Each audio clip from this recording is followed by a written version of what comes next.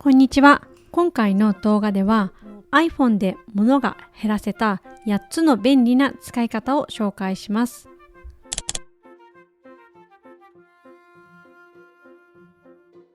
最近はかなり iPhone も値上がりしていますが、それでもなお使い続けたいと思う魅力がたくさんあります。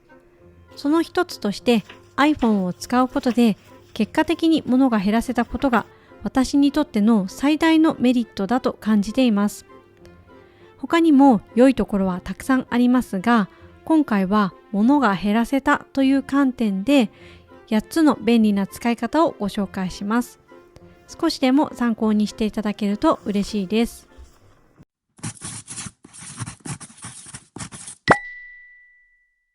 8つの便利な使い方。1つ目、メモアプリ。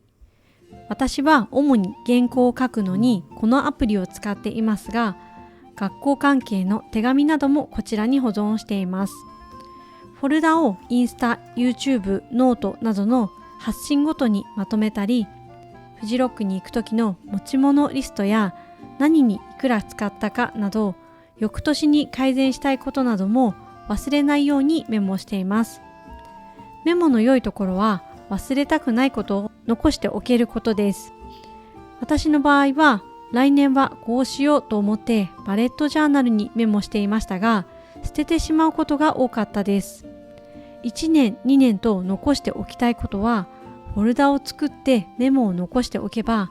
どこに書いたかわからなくなってしまうことも減りました。私がよくやっていたことなのですが、このアプリが便利といった内容の発信を見ては、そのアプリを入れて使っていましたが、どのアプリに何を書き込んだかわからなくなってしまったり、アプリ自体を探すのが大変で、結局使いこなせないことがありました。一番下の検索を使えば、自分がメモしたことから検索もしてくれるので、探し出せないことがなくなりました。詳しい解説は分かりやすい発信をされている方がいますので抜粋しますが、この iPhone 純正のメモアプリは iPhone 購入時から入っているもので、操作も簡単です。無料のアプリも多いですし、それぞれに特化したアプリを使う方が便利のようですが、使いこなすのも調べたりする時間や手間がかかります。私はこのメモを使うことで学校からの手紙やノート、書類なども手放すことができました。iPhone の8つの便利な使い方。2つ目、リマインダー。リマインダーは主に買い物リストとして使っています。日時が決まっていることをリマインドするのに使うアプリだとは思いますが、私はタスク管理は別のアプリを使っています。何度か動画でもご紹介していますが、マイリストにお店ごとのフォルダを作り、その中に固定化した買うものを書き込んでいます。私の場合はウェルシア、無印、セリアなど、いつも買うものでお店が決まっているものはリスト化するようにしています。右下のプラスボタンから買うものを書き込むとリストに追加されます。買いたいものは白丸、買わないものは色のついた丸にしておくと、すべてを開くだけでお店ごとの買いたいものがリストアップされるようになります。私は棚にある在庫を見て、ないものをリストアップしようとすると買い忘れがよく発生していました。ですが、在庫を見ながら固定化されたリストをチェックしていくようにしたら、買い忘れがなくなって無駄な買い物も減らすことができるようになりました。固定化したリストを少しでも減らすことができると節約になるので、定期的に見直すようにしています。リマインダーを使うことで日頃使っていたメモ用紙やリストの紙なども不要になりました。未だにやりがちですが、紙に書き出して紙を忘れてしまうということもあるので、このリマインダーがとても便利です。8つの便利な使い方。3つ目、ポイントのアプリ。私はベルク、無印、スターバックス、ウェルシア、楽天、アマゾンなどを使っています。財布を小さくするタイミングで少しずつ減らしていたポイントカードでしたが、それでも5枚くらいは財布に入っていました。アプリでポイントがつけられるものをアプリにするだけで財布の中はかなりスッキリすると思います。買い物するお店をポイントアプリがある店舗に集約することができれば、ポイントカードが減らせて、なおかつポイントが分散しないので貯めやすくなりました。以前、近所のお店でコスメを買っていたので、紙のポイントカードも持っていましたが、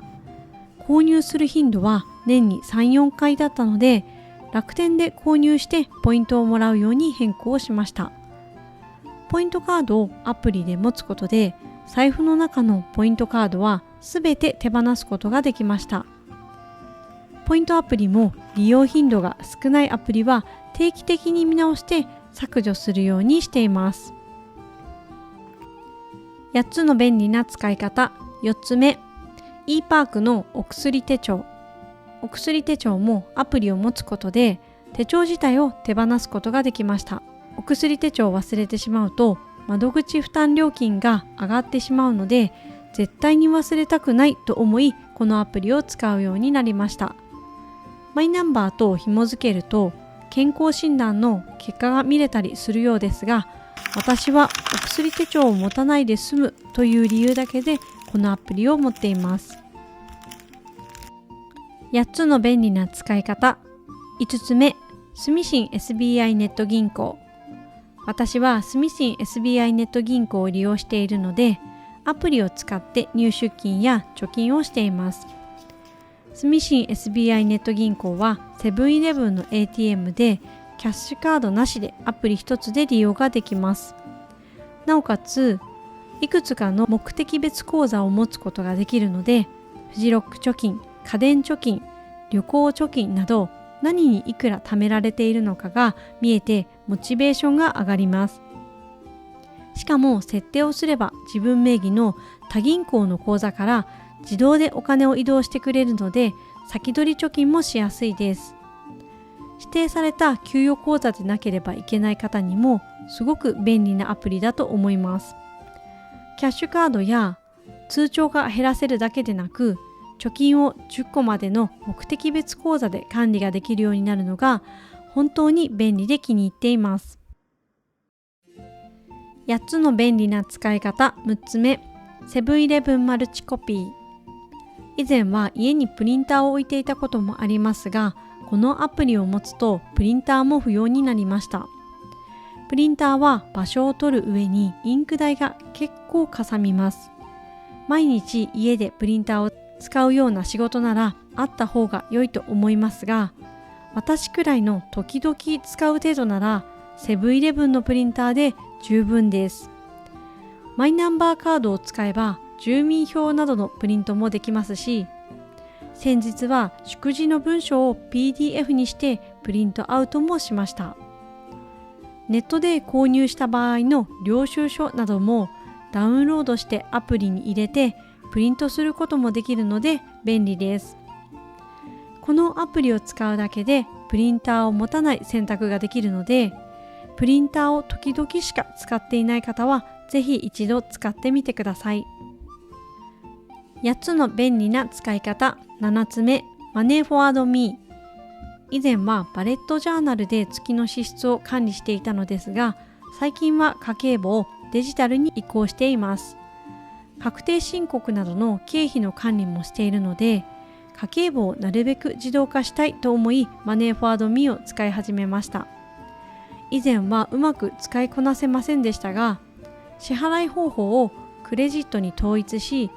予算を設定して項目をカスタマイズしてみたところ、使いやすくなって良い感じで使えています。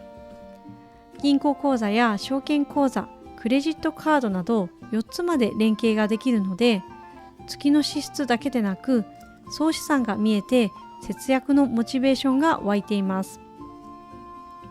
紙の家計簿が手放せて設定さえしてしまえば手間がなくなるので、とても使いやすいです。8つの便利な使い方。8つ目、Amazon Music。私の夫は音楽が大好きで CD をたくさん持っていましたが、Amazon Music を使うようになってから100枚以上の CD を手放すことができました。Amazon Music で自分で好きな音楽のリストを作って聴くことができるので、ライブのセットリストを作ったり、ランニング用のリストを作ったりしています。もちろんサブスクなので継続的にお金はかかりますが、1枚 CD を買うよりも安いですし、何よりあれだけ CD を集めていた夫が CD を手放そうと思えたことがすごいと思っています。いかがでしたか？今回の動画では iPhone で物が減らせた8つの便利な使い方を紹介しました。iPhone は本当に便利で、持っているだけで安心感があります。私は不安なことがあると手放せないものが多かったので、不安を感じた時こそ iPhone で解決ができないかを考えてみるのが良いと思います。データやアプリを自分の使いやすいようにカスタマイズすれば便利な道具になりますが、管理できないとただ時間を浪費する道具にもなりやすいので、スマホの中身も定期的に整理するのがおすすめです。ぜひ皆さんの物が減らせたスマホの使い方があったらコメントで共有してもらえると嬉しいです。今回も最後までご視聴いただきありがとうございました。また次の動画でお会いしましょう。